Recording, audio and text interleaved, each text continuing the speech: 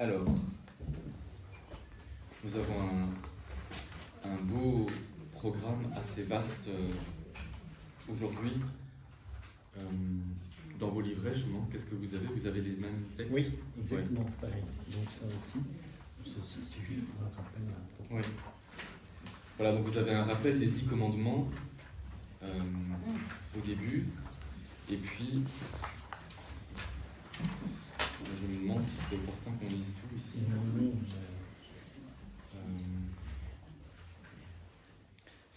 C'est quand même intéressant parce que c'est pas toujours forcément évident de voir l'approche, on a le temps qui est limité.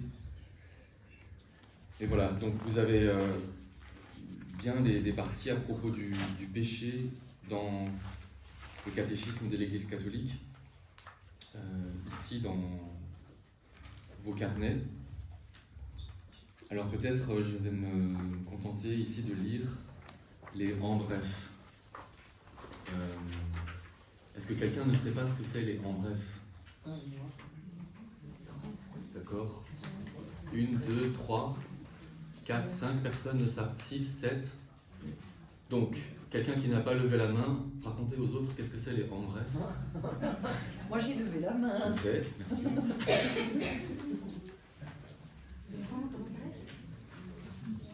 Ça doit être un résumé, non? Un mot.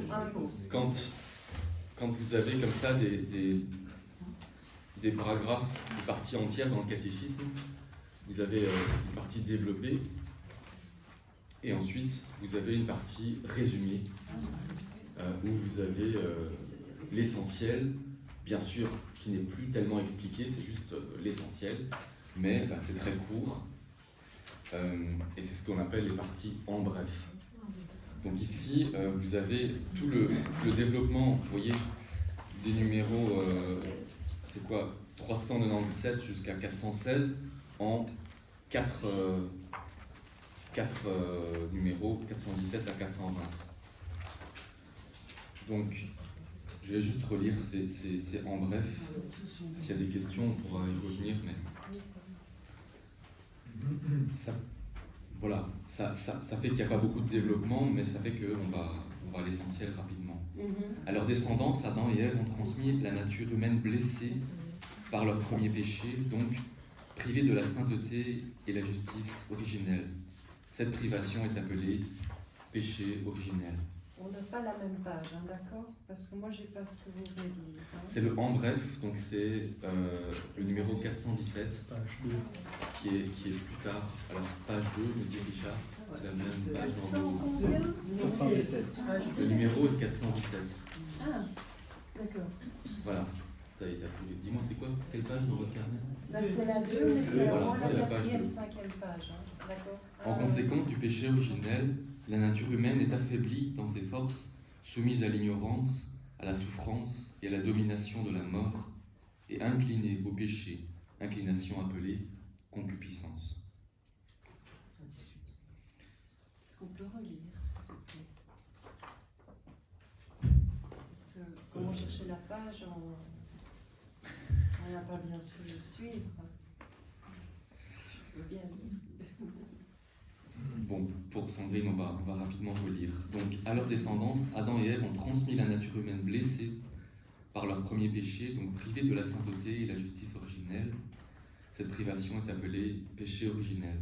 En conséquence du péché originel, la nature humaine est affaiblie dans ses forces, soumise à l'ignorance, à la souffrance et à la domination de la mort, et inclinée au péché.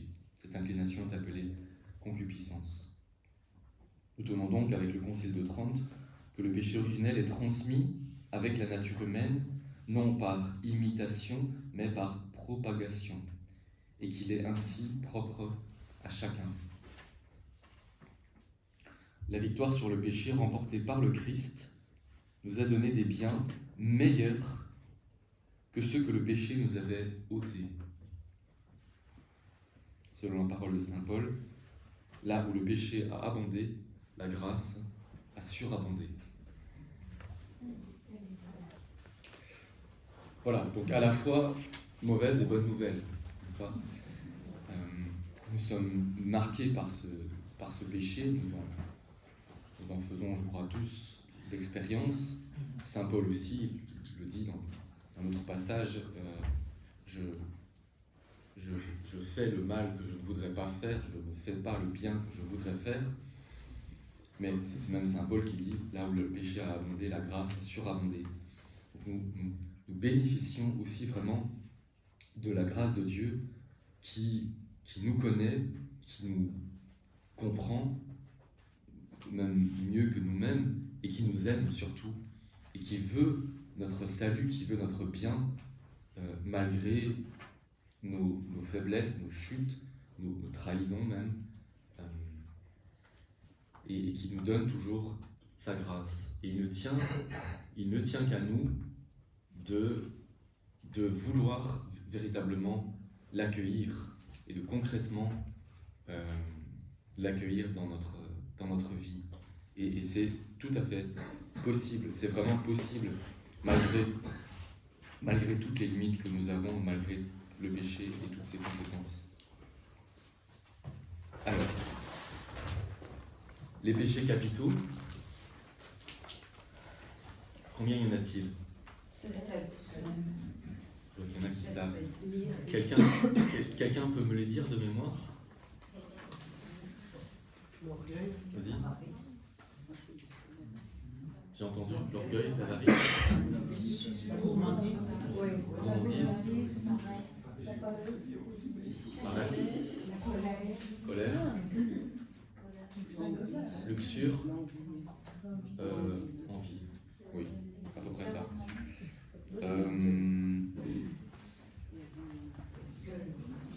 Ah oui.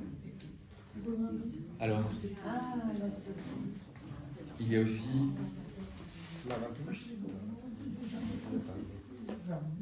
il n'y a pas seulement les péchés, il y a aussi les vertus.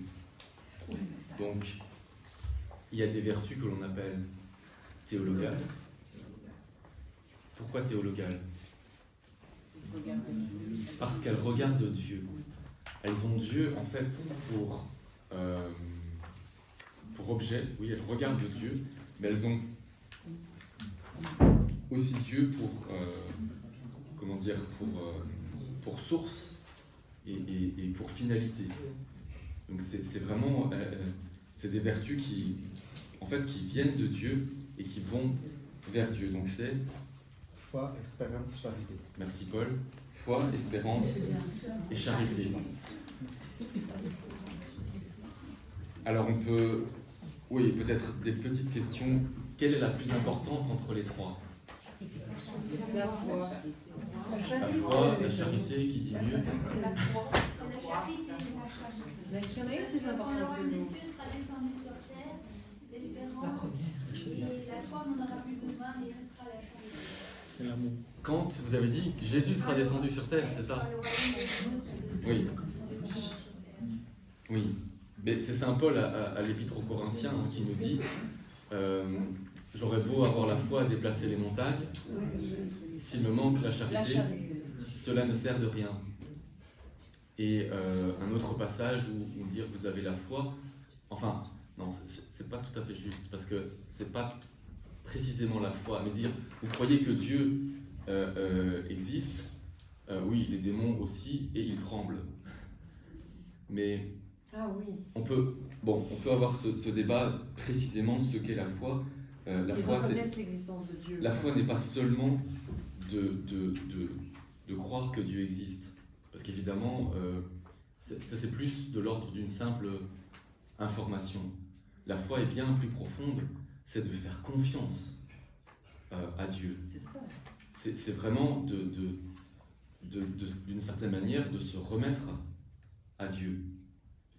Et là, il y a autre chose. C'est un peu comme répondre à l'injonction que Dieu avait pour son peuple dans l'Ancien Testament de dire écoute. Qui écoute, c'est pas juste que ça vient, que le son parvient, c'est vraiment que en fait la parole prend sa place dans le cœur. Et le cœur, c'est le centre de la personne, le centre des facultés et notamment de la volonté. Et donc c'est la volonté qui, finalement, laisse la place à Dieu pour la diriger. C'est là le sens de l'écoute.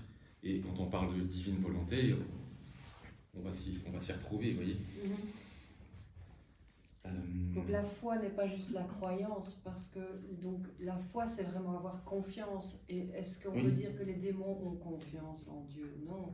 Non, bien sûr que non. Parce vous avez fait une allusion comme quoi même les démons croient en Dieu. Ben oui, les Oui. démons croient en Dieu, mais ils Mais- n'ont pas la foi en Dieu. Mais c'est ça, c'est la distinction entre la foi théologale, la vertu de foi, et ce que la connaissance, si je puis dire, des démons. Parce que les démons, ils savent très bien que Dieu est Dieu, etc. Oui. Mais eux, par contre, se sont rebellés, quoi. Et donc, n'acceptent pas finalement que Dieu fasse, que la volonté de Dieu se fasse en eux. On le voit avec les rencontres entre Jésus et les possédés, particulièrement au début de son ministère, où on voit que finalement les premiers à reconnaître, Jésus. parmi les premiers à reconnaître que Jésus est le Messie, le Fils de Dieu, ce sont les démons finalement. Ouais. Donc ils savent, mais c'est pas tout de savoir. Alors, C'est une pourquoi la foi est en premier par contre? C'est tout simplement parce que c'est la foi qui nous met la première en lien, en relation avec Dieu. Parce qu'après, l'espérance sera d'espérer en Dieu, et la charité sera aussi d'aimer d'une certaine manière en Dieu, de laisser l'amour de Dieu aimer en nous, et d'aimer pour Dieu, d'aimer pour l'amour de Dieu. C'est pas juste un amour naturel ou humain que la charité, véritablement. Il n'y a pas il n'y a pas la vertu de charité dans le fait d'aimer un bon petit plat ou du chocolat. C'est aimer dans un sens en fait surnaturel, dans un sens divin. Et pour cela, la foi est nécessaire. C'est pour cela que la première, dans un ordre, disons, c'est la foi, même si, oui, comme dit saint Paul, tout, la science, les paroles, tout cela passera, seul l'amour, au sens de charité, de vertu théologale de charité, demeurera. Et les vertus cardinales. Donc nous avons la justice, la prudence, la tempérance. Et alors c'est ici dit la force d'âme, donc c'est beau. C'est une belle expression. Je ne sais pas où est-ce que tu as trouvé ça, la force d'âme. Mais Avec le catéchisme. d'accord. Je ne me souvenais pas que le catéchisme disait comme ça la force d'âme. Je trouve ça très très beau. Souvent on dit la force, on dit aussi le courage. La force d'âme, c'est très beau.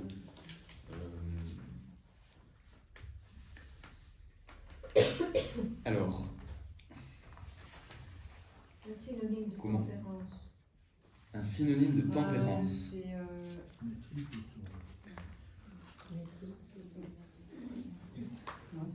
La maîtrise. Il y a un équilibre à respecter et équilibre. oui, une maîtrise, un contrôle de soi. Ouais. La tempérance va être une vertu qui va nous permettre de lutter contre des péchés, particulièrement de gourmandise ou de gloutonnerie De colère. ou de colère, tout à fait. Voilà. Les Et alors, d'une émotions. manière générale, comment? Les émotions, quand elles montent, Oui. D'une manière générale, ce sont.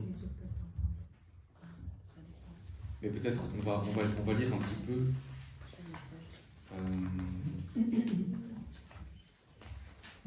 Je crois que c'est quand même bien de lire un petit peu les passages après. On a une définition du péché, on a des précisions.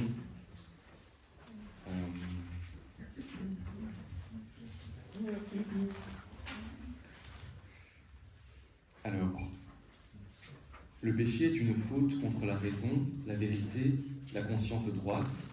Il est un manquement à l'amour véritable envers Dieu et envers le prochain, à cause d'un attachement pervers à certains biens.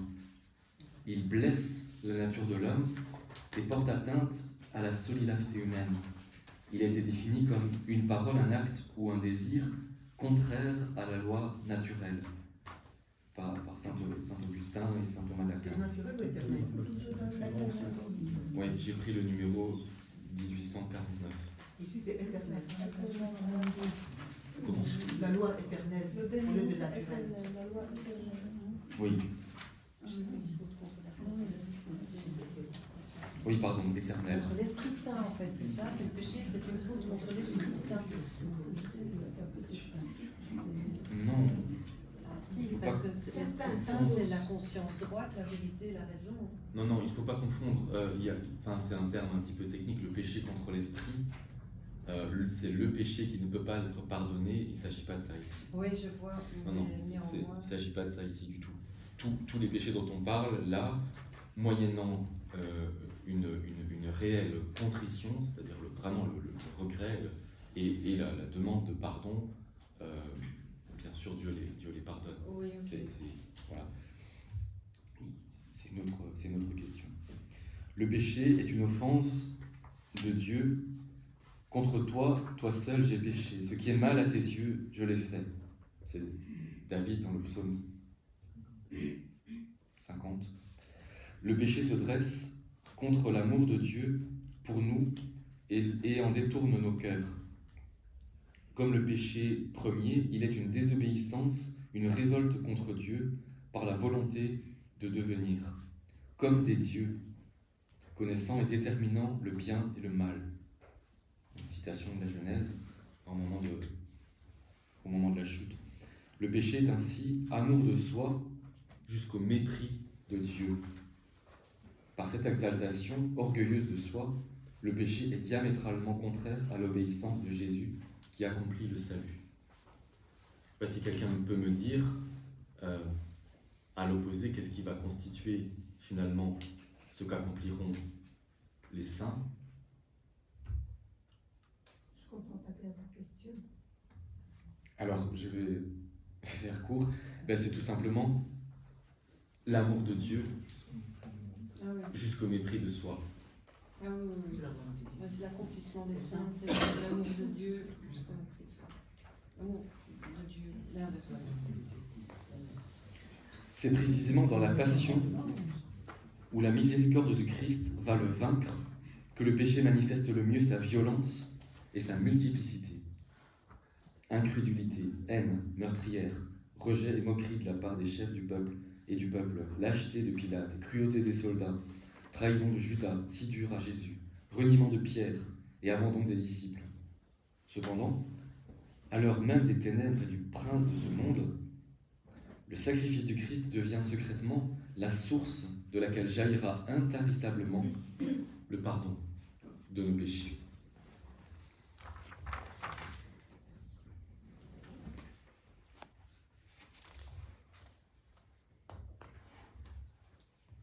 Ça va.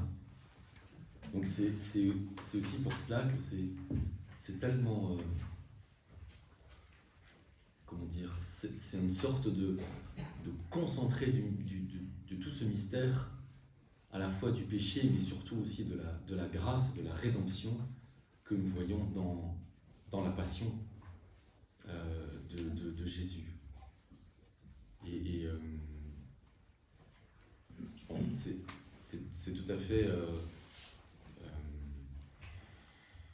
ça a vraiment du sens que nous gardons avec nous, chrétiens, comme depuis quasiment toujours, la croix de Jésus sur la croix, où c'est l'amour suprême qui se manifeste.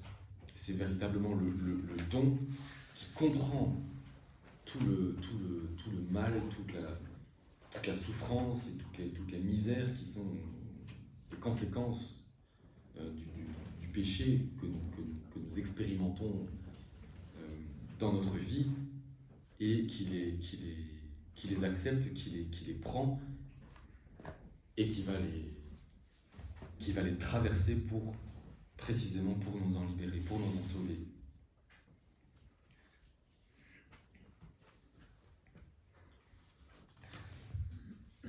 Je continue en 1852. La variété des péchés est grande.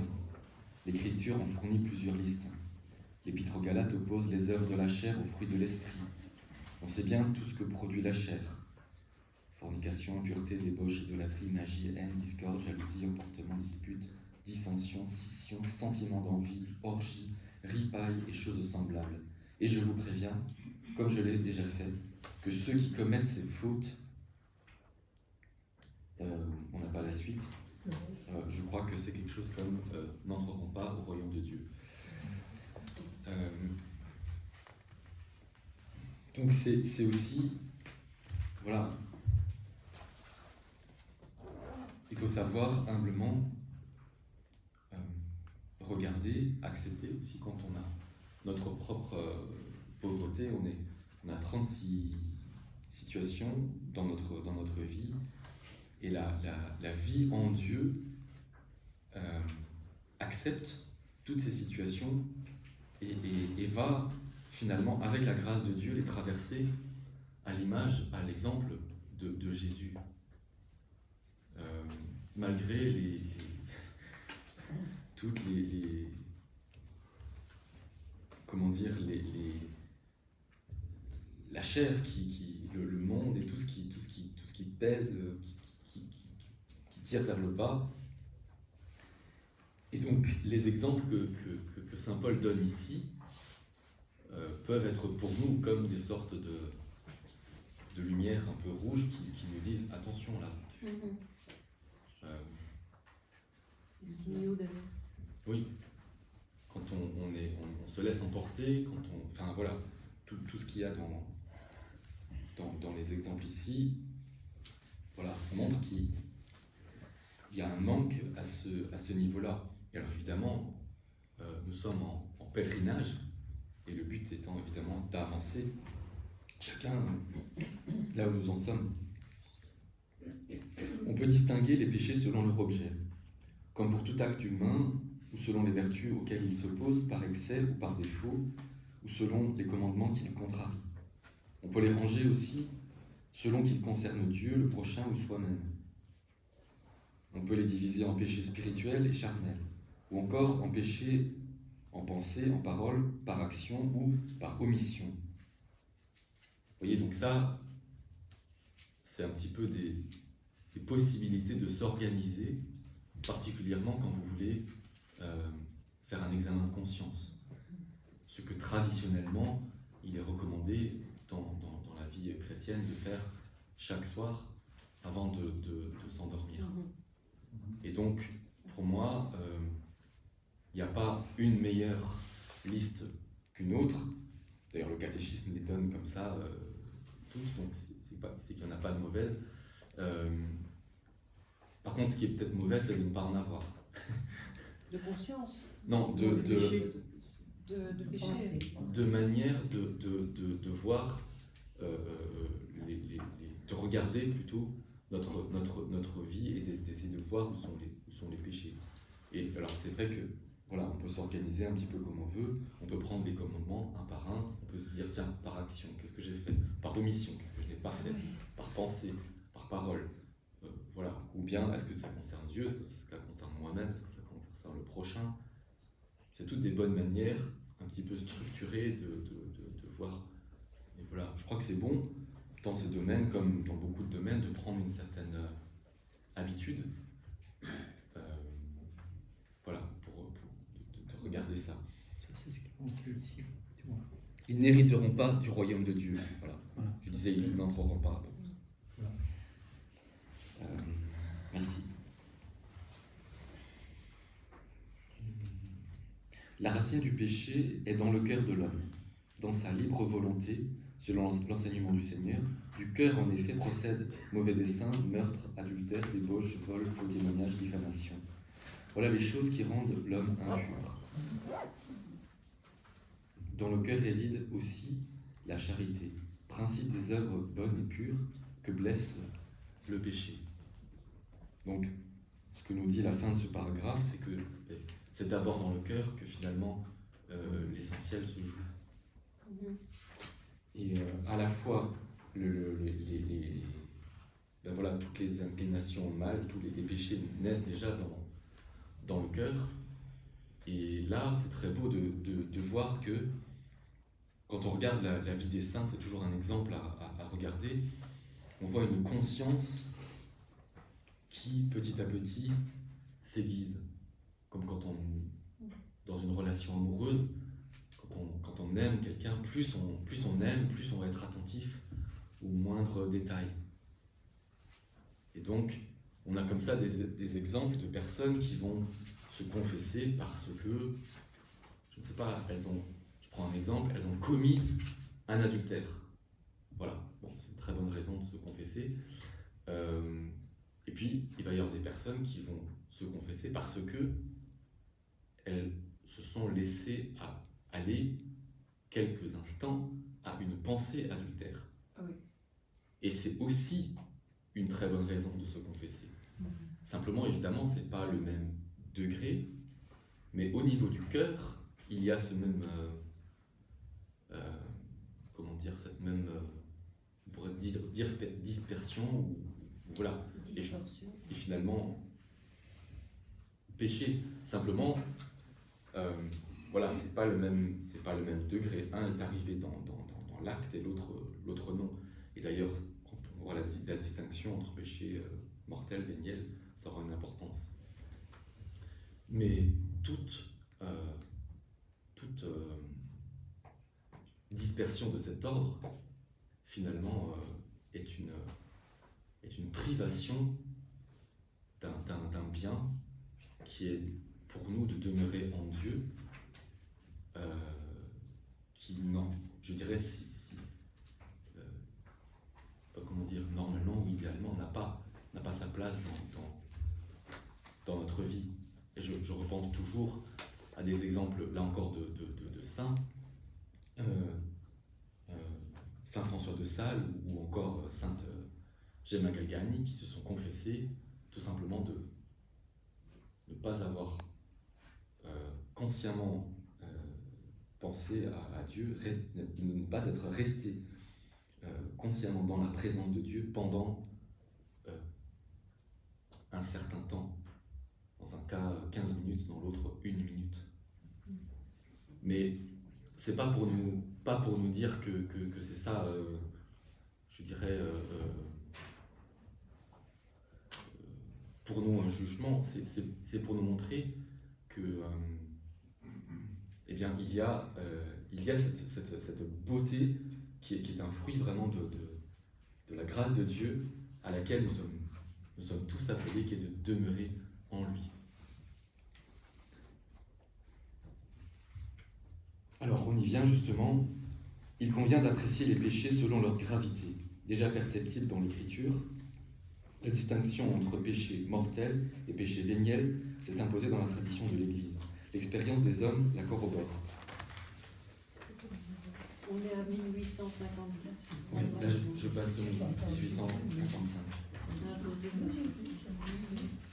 Alors il y a quand même une différence, même si tout péché, parfois j'ai envie de dire tout péché est grave, mais techniquement c'est pas vrai, donc il faudrait peut-être mieux pas le dire, mais tout péché en tout cas détourne de Dieu, et donc tout péché est mauvais. Bon. Le péché mortel détruit la charité dans le cœur de l'homme par une infraction grave à la loi de Dieu. Il détourne l'homme de Dieu, qui est sa fin ultime et sa béatitude, en lui préférant un bien inférieur. Vous voyez, ça c'est très intéressant de comprendre. Le péché, c'est vouloir un bien. Ah oui, oui, oui. Parfois, on a cette idée que ce serait vouloir un mal, mais je pense que c'est se faire des illusions que déjà Aristote avait très bien compris, lui qui n'était pas chrétien, vous le savez bien, c'était 3 siècles avant notre Seigneur. Il disait « Tout homme recherche le bien ». Mais la question c'est quel bien ? Et quelle place prend ce bien ? Quelqu'un qui va commettre un meurtre recherche un bien. c'est un bien désordonné. Hein, c'est, je sais pas moi, il veut se venger par exemple de quelque chose, et donc il veut retrouver, Et ça, c'est de l'orgueil. là. il veut retrouver une satisfaction de soi, il veut retrouver un honneur, il veut retrouver je ne sais quoi. C'est un bien qu'il cherche, et il va faire ça en acceptant des désordres, en acceptant du mal. Voilà. Et c'est là le péché et le mal. Mais si on se dit, oui, de toute façon, commettre des péchés, c'est en fait vouloir le mal, et donc ça, bah, moi je ne le fais pas, donc moi, en fait, je ne pêche pas. Non, on est très très naïf et complètement dans l'illusion. Hein, il s'agit véritablement de choisir un bien, mais qui est inférieur au bien suprême, au bien finalement pour lequel nous sommes faits et qui seul peut nous combler ultimement. Et donc c'est Dieu évidemment. Et peut-être je vous fais un tout petit témoignage personnel. Moi dans ma vie, enfin je suis pas là pour parler de ma vie, mais j'ai porté cette question dans mon cœur à cause de mon parcours par rapport à l'enfer. J'avais entendu des gens qui disaient qu'ils ne pouvaient pas croire que quelqu'un était en enfer, et ça m'a vraiment questionné longtemps. Et c'est en lisant le cardinal Journet, qui s'appuie beaucoup sur saint Thomas d'Aquin, que j'ai été éclairé sur cette question. En fait, l'enfer, c'est finalement assez facile à comprendre. C'est une conséquence directe de notre liberté. C'est-à-dire que celui qui choisit un bien inférieur à Dieu, au détriment finalement de Dieu, qui s'attache à ce bien et ne s'attache pas à Dieu, ben Dieu ne va pas le contraindre en fait. C'est tout le mystère de la liberté. Dieu frappe à la porte, et il suffit que on entrouvre la porte pour qu'il entre. Donc il y a là un grand mystère qui après se passe toujours entre le bon Dieu et une âme, et chaque âme. Et donc extérieurement, nous ne pouvons pas juger de ce qui se passe en fait entre Dieu et une âme. Mais il suffit que effectivement une âme, une personne choisisse, s'attache à ce bien, pour que finalement elle l'obtienne et elle reste avec. Et le drame finalement de la damnation, c'est tout simplement ça. C'est-à-dire que quand on choisit un bien, on obtient ce qu'on choisit. Et donc il nous appartient, le choix du bien auquel nous voulons nous attacher nous appartient. Et Dieu nous appelle à lui, comme il a appelé son peuple tout au cours de l'histoire. Il nous appelle encore et encore et encore et encore et encore. Il n'arrête pas, avec beaucoup d'amour et beaucoup de miséricorde. Mais le choix nous appartient. Dieu ne nous contraint pas à le choisir. Voilà,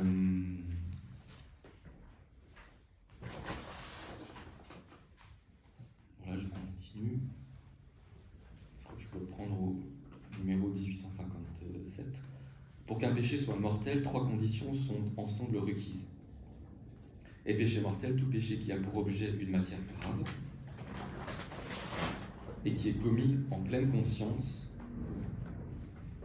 et de propos délibérés. Donc voilà, c'est un petit peu technique, et c'est précisé par la suite. La matière grave est précisée par les 10 commandements, selon la réponse de Jésus au jeune homme riche. Ne tue pas, ne commets pas d'adultère, ne vole pas, ne porte pas de faux témoignages, ne fais pas de tort, honore ton père et ta mère. La gravité des péchés est plus ou moins grande. Un meurtre est plus grave qu'un vol. La qualité des personnes lésées entre aussi en ligne de compte. La violence exercée contre les parents est de soi plus grave qu'envers un étranger.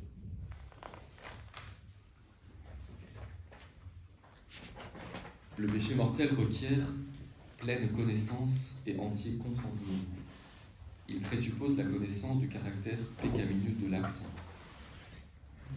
de son opposition à la loi de Dieu. Il implique aussi un consentement suffisamment délibéré pour être un choix personnel. L'ignorance affectée et l'endurcissement du cœur ne diminuent pas, mais augmentent le caractère volontaire du péché.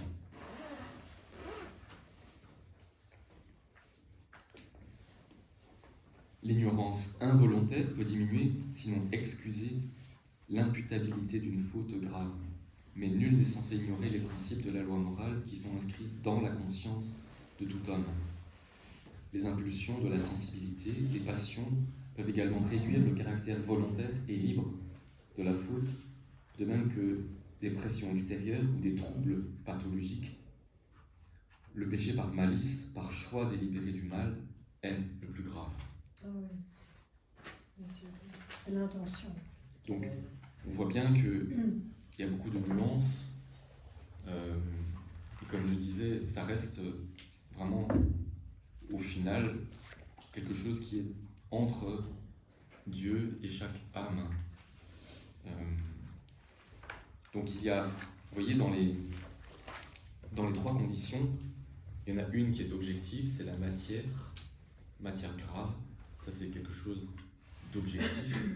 Donc quelque chose, on peut dire oui, non, de manière assez facile. Et ensuite, il y a les deux autres critères, donc la conscience et la liberté, qui sont plus subjectifs. Maintenant, c'est comme je le disais en prenant l'exemple des saints, plus on va s'approcher de Dieu et plus notre conscience va être disons, lumineuse, oui, éclairée, va être nourrie de la grâce de Dieu.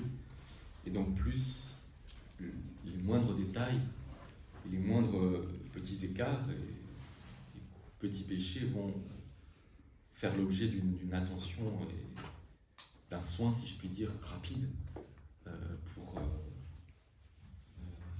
pour que notre âme s'en éloigne et sache les abandonner. Ce qui est évidemment le but. Quand on se confesse, au plus on se confesse, on dit que l'Esprit Saint nous visite davantage grâce au fait de la confession, parce que sans doute ça nous apporte une lumière sur nous-mêmes. Donc, mais on serait éclairé davantage par l'Esprit Saint au plus on se confesse. Et puis d'où je me posais la question d'être dirigé dans la confession, je veux dire, de pouvoir avoir de l'aide, justement de ce qu'on est en train de faire maintenant pour qu'on arrive à bien parler, à bien s'exprimer, à bien confesser. Moi parfois je me dis c'est horrible parce que je suis à la maison, je vois clair dans mes péchés, puis j'arrive devant le confesseur, c'est bon, je sais même plus rien dire, quoi. C'est comme si j'avais une absence de mémoire, quoi. Bon. Et même si j'écris, j'ai perdu la sensibilité, quoi, la texture, je sais pas si je crois que c'est comme tout, comment dire, comme tout effort que l'on doit faire, à chacun d'arriver en fonction de ses forces et de ses faiblesses, ses qualités, de ses défauts, au mieux de s'organiser pour cela. Donc si tu oublies, peut-être ça peut être utile effectivement de noter. Il me semble, ce qui importe, c'est que tu fasses ce que tu peux pour bien te confesser. Quand je dis ça, c'est valable pour moi, pour tout le monde. Voilà, mais après, sans je dirais, t'inquiéter, tu vois. Mais si tu sais que tu as l'expérience que tu oublies, bah, c'est bien, je pense, c'est réaliste d'en tenir compte, de te dire, peut-être que c'est possible que je vais oublier, donc je note. Et puis, comme ça, même si j'ai oublié, c'est pas grave, je peux le... Oui, mais il y a une perte de contact avec ma réalité de péché, en fait. quand je suis devant et que j'essaye de l'expliquer. Parfois, je rêve simplement que le prêtre me dit « T'as péché là, là, là, là », tu vois. Oui, alors, je comprends parce qu'il y a des exemples aussi dans l'histoire de prêtres qui effectivement ont fait ça. Pas seulement de prêtres d'ailleurs, hein. Mais oui, je vois des yeux qui aussi. C'est Benoît Rancurel, notamment, à Notre-Dame-du-Lot, qui avait reçu cette mission, cette grâce, parfois très très difficile, d'aller voir les personnes qui arrivent, y compris des prêtres, même des évêques, en leur disant bon, et confessez-vous bien, hein, et surtout n'oubliez pas tel et tel péché. Bah oui, c'est chouette. Voilà. La petite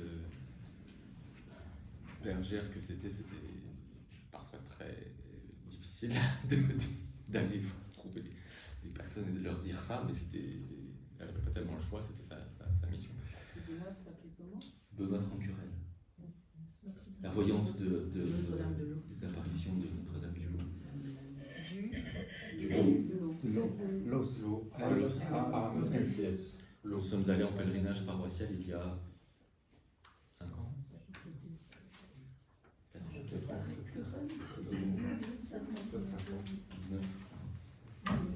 2019. Bref.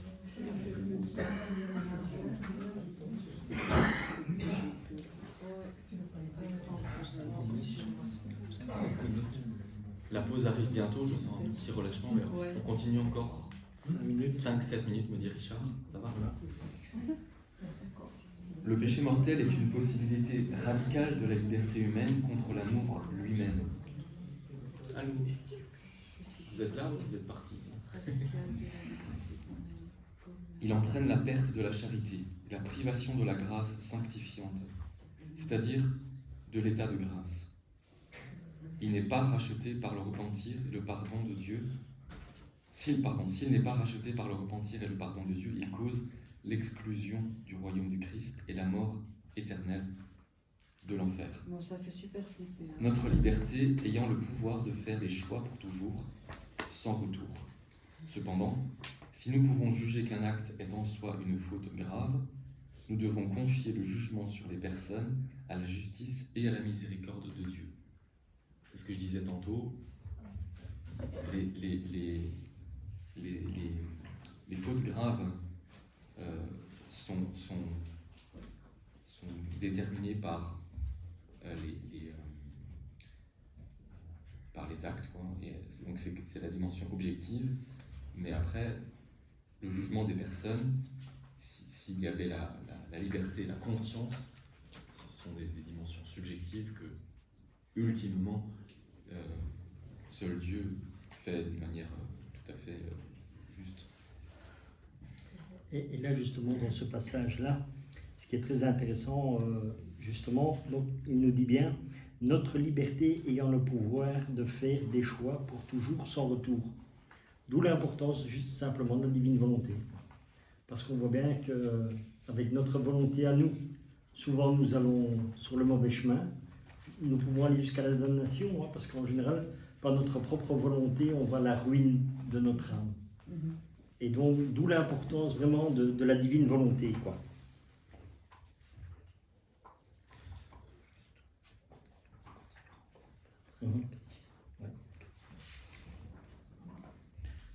Dans les Alors. livres de Louisa, est-ce qu'il y a, parce qu'il y en a beaucoup, est-ce qu'il y a quelque part des indications sur la confession? Alors, je vous avoue, Pas obligé de me répondre maintenant. bien humblement, que je ne sais pas. Je ne les ai pas encore lus tous. Si, Moi non plus. bien sûr. Moi non plus, Vous les avez dans le livre que je vous ai proposé ici. En fait, on va y Ce venir. sont tous des extraits, justement, qui parlent de la confession, qui se trouvent dans les livres de Louisa. Moi, je vous avoue, je ne les ai pas lus tous encore. Et c'est imprimé Non plus. ici. Mais on va. C'est ici dedans. Oui, On va y vous allez venir. l'avoir, vous aurez On va y tout venir. Vous avez au fait fur et à un très mesure. beau travail. alors. Pour l'instant, nous sommes occupés avec le catéchisme. Oui. Donc, qui est très important parce que les livres du ciel sans le catéchisme et sans l'évangile, ça sert absolument à rien. Donc, parce que, c'est ce que je répète toujours aux personnes, les livres du ciel vont vous éclairer sur l'évangile.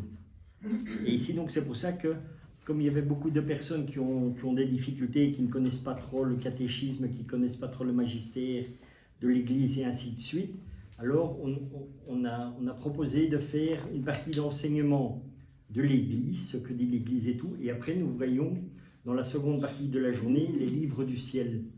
Et comme ça, donc c'est un complet. Ah bah, c'est Donc, magnifique. Donc vous aurez des textes sur ce que nous allons partager donc du péché de la confession dans le livre de Louisa et qui sont repris. Et alors vous avez aussi un autre petit livre qui se trouve là-bas où ce sont des autres textes qui reprennent aussi sur la confession. Donc et tout ça c'est tiré des livres du ciel. Mais donc ça on verra dans la deuxième partie, dans l'après-midi. Et C'est parce puis que on laisse c'est avec ce que le j'avais catéchisme. Quoi. imaginé, en m'inscrivant. Je me disais, tiens, je n'ai pas encore lu tous les livres, sûrement pas, et peut-être que je... Voilà. Il n'y a pas de problème, vous n'avez pas besoin d'avoir lu tous les livres pour venir. Non, non, non, non, bien sûr. Alors, je suis au 1862. Ouais. La confession. On commet un péché véniel quand on n'observe pas dans une matière légère la mesure prescrite par la loi morale, ou bien quand on désobéit à la loi morale en matière grave, mais sans pleine connaissance ou entier consentement. Ah là là là. Le péché véniel affaiblit la charité. Vous voyez, on avait vu que le péché mortel détruit, le péché véniel affaiblit. C'est la distinction, la différence qui est très importante quand même si chacun reste mauvais. Il traduit une affection désordonnée pour des biens créés. Il empêche les progrès de l'âme dans l'exercice des vertus et la pratique du bien moral. Il mérite des peines temporelles. Le péché véniel délibéré et resté sans repentance nous dispose peu à peu à commettre le péché mortel. Vous voyez, ça c'est important de voir aussi, de comprendre aussi. C'est pour ça que on le voit bien dans la vie des saints, de plus en plus, le moindre petit écart, le moindre petit péché est très vite Directement perçu. voilà, et suivi C'est concomitant. d'une profonde contrition et vraiment voilà, d'un grand regret pour vite revenir à Dieu, pour éviter justement cette prolifération. D'où l'importance de ne pas s'habituer. Exactement. Pour ne pas s'endurcir. Est-ce Cependant, que ça rejoindrait la vertu de prudence? Parce oui. que tout à l'heure, je me demandais quelle est la différence. Il y a une différence, bien entendu, entre prudence et tempérance. Et alors, moi, ça, ce serait plutôt la prudence. Tout à fait. Et la prudence, c'est aussi quand on a conscience de ses limites, de ses défauts, de ses fragilités. Ça me fait penser à ce que De disait ne pas Saint. se mettre dans des situations qui vont les susciter. C'est ça. Oui, ce que disait Sainte Thérèse, quand on est face à une tentation, elle disait la meilleure stratégie, c'est la fuite. Si on arrive à éviter la situation de tentation, bah, on va éviter de succomber à la tentation, évidemment. Donc c'est là une prudence de se dire, non, je ne vais pas me confronter à la tentation pour y résister, je vais éviter la tentation. C'est tourner le dos plutôt. La fuite, c'est presque un peu péjoratif. Cependant, le péché véniel ne rompt pas l'alliance avec Dieu. Il est humainement réparable avec la grâce de Dieu. Il ne prive pas de la grâce sanctifiante ou défiante de la charité, ni par suite de la béatitude éternelle. L'homme ne peut, tant qu'il est dans la chair, éviter tout péché, du moins les péchés légers. Mais ces péchés que nous disons légers, ne les tient pas pour anodins. C'est une citation de saint Augustin. Si tu les tiens pour anodins quand tu les pèses, tremble quand tu les comptes. Nombre d'objets légers font une grande masse. Nombre de gouttes emplissent un fleuve. Nombre de grains font un monceau. Quelle est alors notre espérance? Avant tout, la confession. Excusez-moi, ces grâces sanctifiantes sont déifiantes ou vraiment Déifiantes, oui. Ah. Déifiantes. Ouais, déifiantes. Mais j'avoue que j'ai un peu buté, je crois que c'est déifiant aussi. Il faut faire attention. On va vérifier, je crois bien que c'est déifiant aussi. Oui. Tout péché et blasphème sera remis aux hommes, mais le blasphème contre l'Esprit ne sera pas remis. Il n'y a pas de limite à la miséricorde de Dieu, mais qui refuse délibérément d'accueillir la miséricorde de Dieu par le repentir, rejette le pardon de ses péchés et le salut offert par l'Esprit Saint. Un tel endurcissement peut conduire à l'impénitence finale et à la perte éternelle. Vous voyez, ça explique ce qu'est ce fameux péché contre l'Esprit. Voilà. Donc, je vous propose de Vous prendre... pouvez donner un exemple? Péché contre l'esprit. Non, C'est blasphème. non. Il n'y a pas l'exemple. N'importe quel... Oui, peut-être l'exemple, c'est ce qui est déjà dit dans l'Ancien Testament, à savoir que le juste tombe ou pêche 7 fois par jour, mais à chaque fois se repentit. Tandis que le pécheur ne tombe qu'une fois. Tandis Mais que le pécheur ne tombe qu'une fois, mais il reste dans son péché. C'est ça en fait. Le péché contre l'esprit finalement, c'est de ne pas se repentir. C'est de finalement refuser le pardon de Dieu, la miséricorde de Dieu. et le blasphème. Le blasphème, c'est de... Comment dire, c'est d'une certaine manière d'injurier Dieu, quoi. C'est d'utiliser le nom de Dieu d'une manière... Blasphème contre l'Esprit Saint. Non, c'est le péché contre l'Esprit Saint. Mais le blasphème contre l'Esprit Saint, l'Esprit Saint, quoi, ne me sera pas remis. Ne me sera pas. Tout péché et blasphème sera remis aux hommes, mais le blasphème contre l'Esprit Saint ne me sera pas remis. Ou ne sera pas remis. C'est ce que je viens d'expliquer, c'est le fait de ne pas se repentir. Voilà, en fait, finalement, n'importe quel péché peut être un péché contre l'esprit.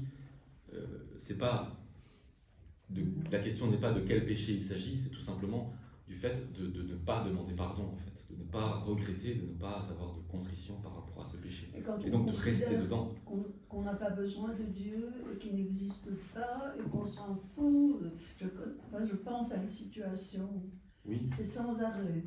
Oui. Surtout en présence.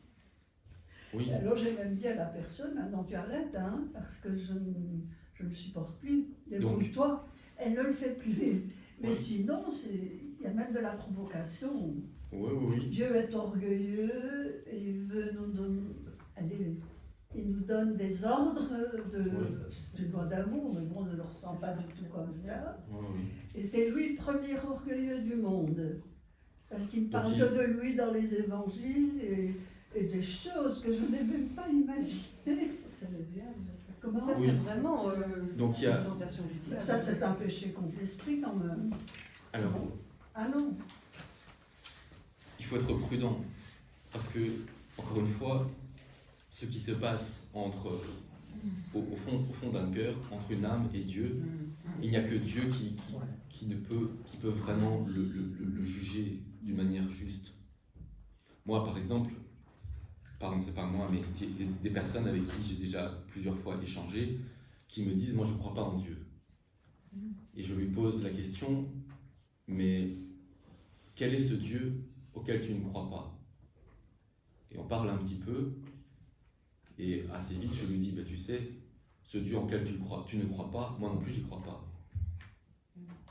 D'accord, c'est bien dit ça. Mais oui, et parce que de quoi parle-t-on précisément? Finalement, notre capacité d'exprimer les choses et de communication, etc., sont très limitées. Donc, il faut aussi savoir aller plus profondément. On pourrait dire qu'extérieurement, oui, quelqu'un qui a conscience, qui sait qui est Dieu et qui le rejette de cette manière, et refuse de demander pardon, oui, c'est quand même ça, le péché contre l'esprit. Mais est-ce que c'est dans le fond, du cœur de cette personne, dans le cœur de cette personne, est-ce que c'est réellement ça? Oui, ça c'est sûr. On peut pas, vraiment le juger extérieurement.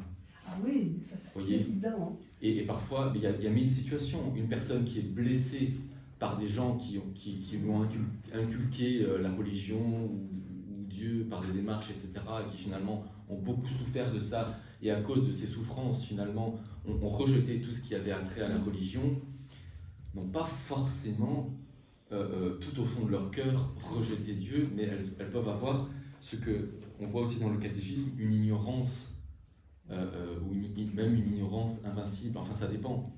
Vous voyez, chaque cas est à voir, et c'est pour ça, encore une fois, qu'il n'y a que Dieu finalement qui juge le fond du cœur. Il n'empêche que cette attitude, évidemment, va avoir des conséquences néfastes. Une personne qui prend, surtout si ça dure et qu'elle prend l'habitude, etc., de rejeter, de dire moi je ne veux rien savoir, parfois on se dit il faudra un miracle pour que cette personne revienne à Dieu. Mais après, Dieu est capable de tout. On ne peut pas, présager. Voilà, bon, je crois qu'on avait promis 5 à 7 minutes, on a bien dépassé, donc c'est le moment de la pause.